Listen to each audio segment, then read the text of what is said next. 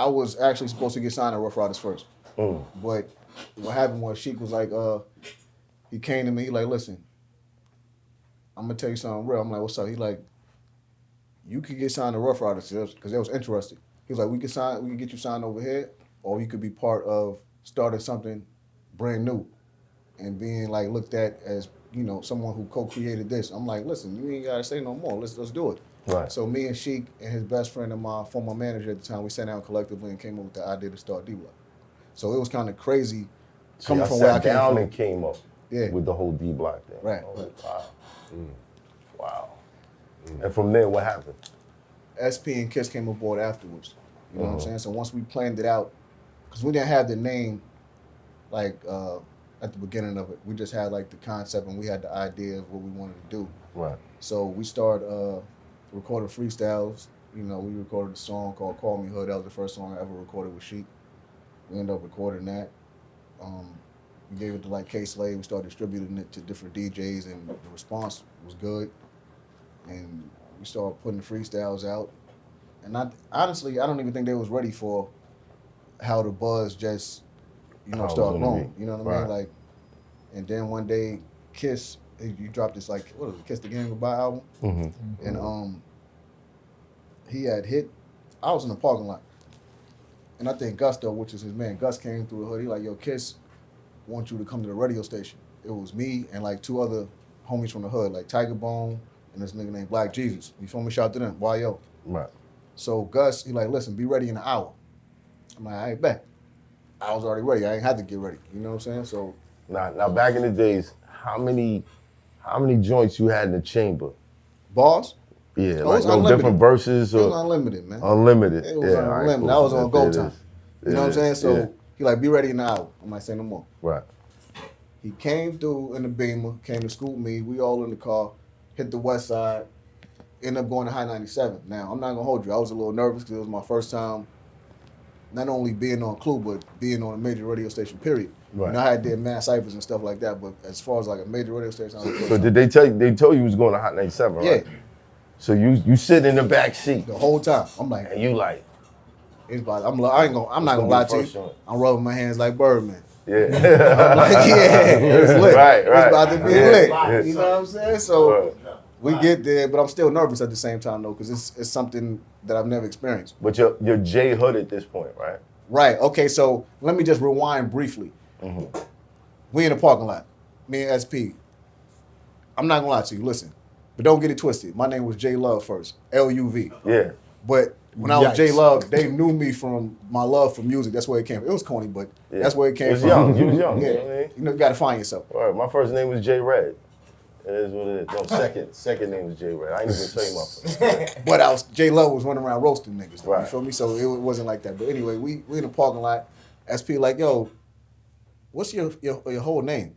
I'm like, Joshua Hood. He like, your last name is Hood? I'm like, yeah. He like, nigga, that's your name right there. Like, what are you talking about? Like, he like, nigga, J Hood. He like, nigga, what? Word. It's nothing else to think about. How you get past that? Yeah, he like, nigga, ding, ding. Like, what the fuck? Like, like, you know what? You're right. You know what I'm saying? And I started running with it. Right. But to get back to what we were saying now, what the Hot hell? 97. Yeah, Hot 97. Hot 97. So we get up there, and like I said, we 3 deep at this point because everybody don't even know. Like the people that heard the Clue series and all, I don't know that I wasn't Dolo doing those freestyles. It was 2 other artists. So we get up there, everybody spit twice. I end up going once, and after I went last. My second time going around, I'm like, listen, I gotta go dummy.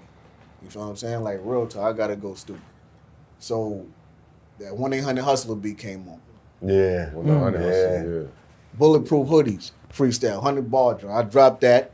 Then the Kids Knock Yourself Out beat came on. Yeah. I'm like, hold up, this nigga album just dropped. It's his album, we up here for him, but I gotta do it dirty. Right. I gotta do it dirty. Yeah. So I started doing it filthy.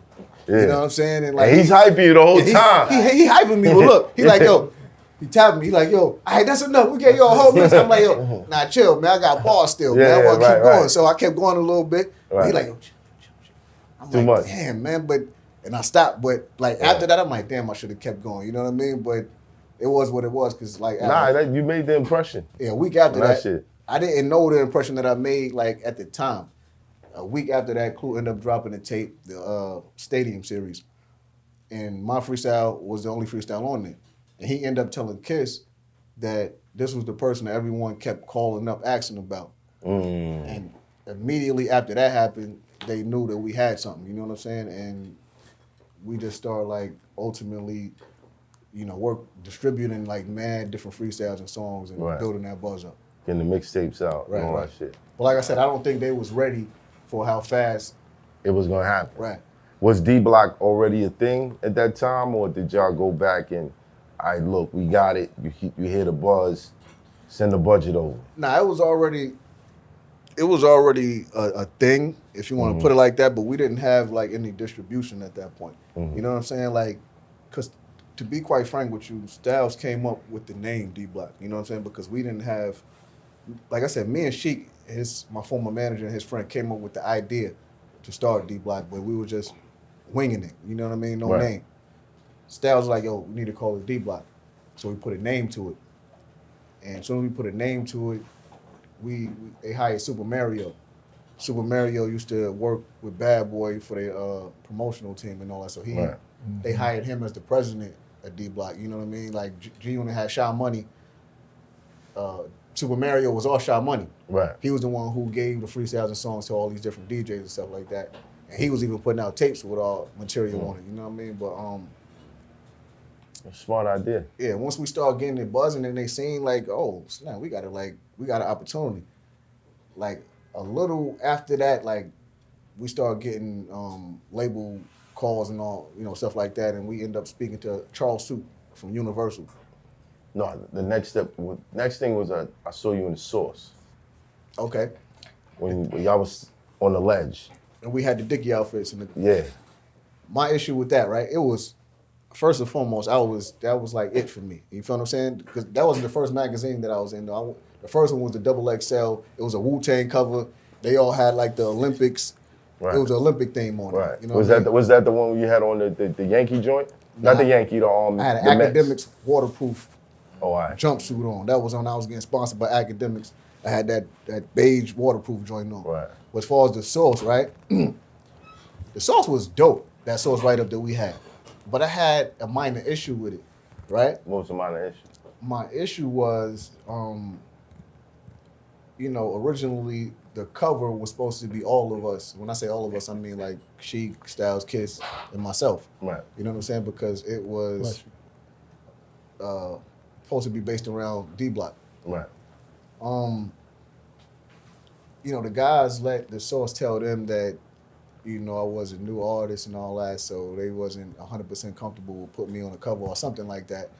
And I felt like, the big homies didn't like really voice their opinion and throw their weight around and like, you know what I mean, do what they're supposed to do as far as like, listen, this is what's going on right here. This is my artist and this is our company and this is what we're doing. Well, hold on 1 second, because we could fact check that. Is that what happened? Who ended up making the cover? The Locks. Just the Locks by themselves? Yeah. Makes sense. That's what happened? I don't know. I didn't write that one, but I can tell you that one makes sense.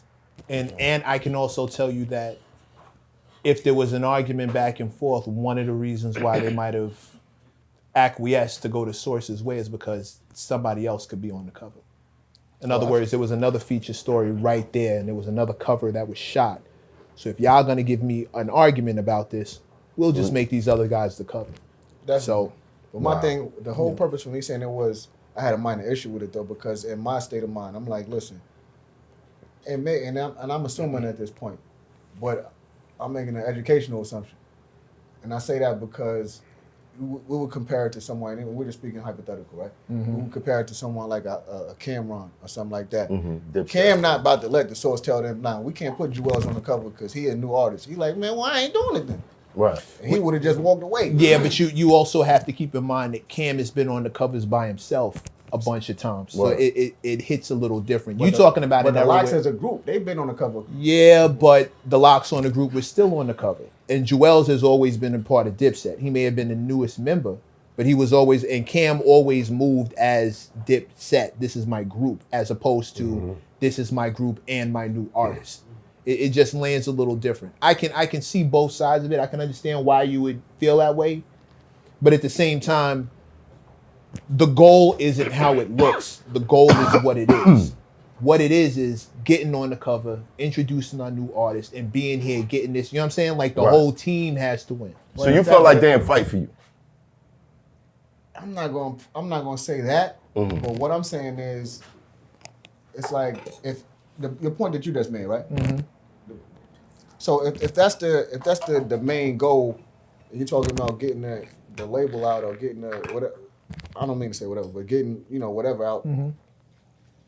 One would think that, listen, this is what we're doing right now. This is the imprint that we're pushing. You feel what I'm saying? So, listen, we are who we are. We established. We earned our respect here. So, this is what we're doing right here. It's nothing. It's not going to cost you guys to let me put my artist on here. Well, Right, no. but it's a difference. Yeah, there is a difference. When you talk about Cam, like Jewels is on a Cameron single for his solo album, the first single.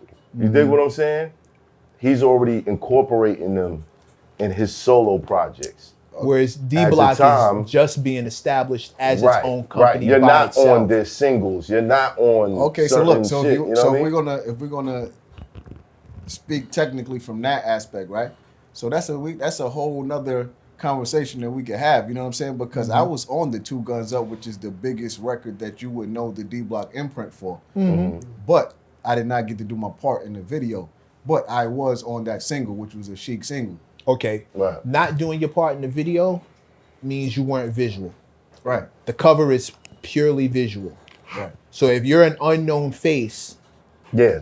I'm not saying it takes away, but I'm saying if I got to sell magazines, and I know how the Source gave it up in that time. These niggas literally went gold every month. It was 500,000 copies and better sold monthly, which was unheard of. You want the known face? Yeah.